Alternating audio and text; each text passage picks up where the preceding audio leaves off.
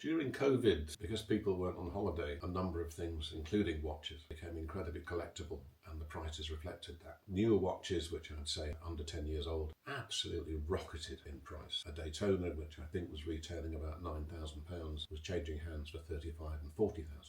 The vintage market did get a slight pull, just simply because of the massive interest in watches. After COVID, the prices collapsed. I'm not talking about that in particular detail because, to be honest, it's not our marketplace. The vintage market just gently kept going up. It averages about 4.5% a year, and it's done that 20, 25 years, 17 years we've been trading. We was having date justs when we first started for under £2,000 and now just under £5,000.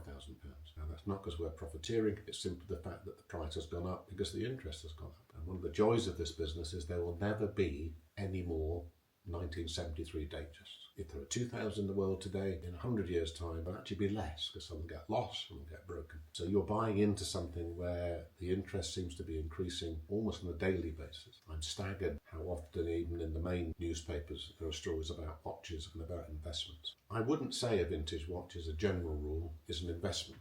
If you buy a share, for example, in British Petroleum, there's a fairly high chance in 5 years' time it will be worth 10%, 15%, 20% more.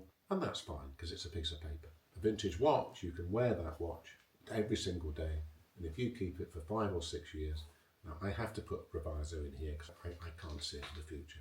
But 5 or 6 years ago, you'll be able to sell that watch back to us for give or take a bit what you paid. Now, the straps we use are £250. The service is probably £350 to £400, along with a polish, etc. So those bits might need to be done. But the basic principle of having something on your wrist that in 5, 6, 7 years' time, at worst, you should come out of it fairly cleanly, is a really nice thing to know. And I hope you don't sell it because it's a great asset and it's something that will just gently keep on rising if history's any judge.